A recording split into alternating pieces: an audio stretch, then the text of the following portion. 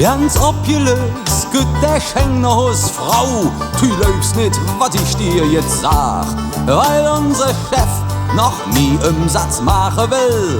Ist Rosenmontag, jetzt Arbeitstag. Schenk Dame dir, jeden Anjon, ihr weht von dem bloß aus Nütz. Sprech morgen doch ins den Kollege drauf an und dann haut bei dem Kehl ob der Putz. Für der Rosenmontag in Köln, da jammer he all durch et für. Ja, und wer uns der Tag einfach fortnimmer will, der setzt mal et Best für de Tür.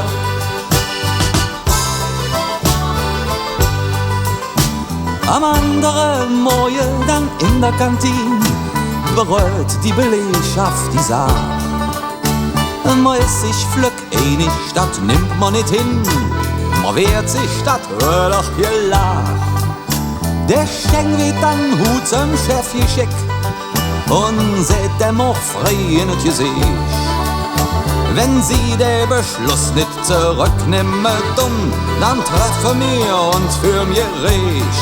Denn für der Rosenmontag in Köln, da jammer he all durch et für. Ja, und wer uns der da einfach fortnehmen will, der setzt mal et Best für de Tür.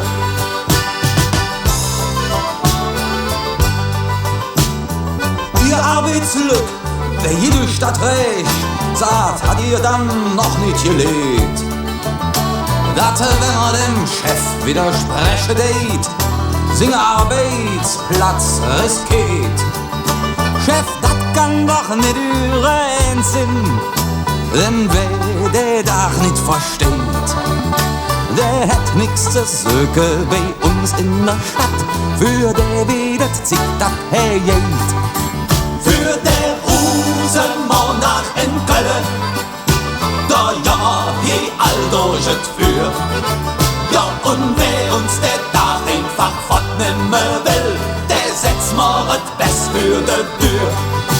Für der Rosenmontag in Köln, da jammer he all durch et für. Ja, und wer uns der Tag einfach fortnehmen will, der setzt mal et Best für de Tür. Ja, der setzt mal et Best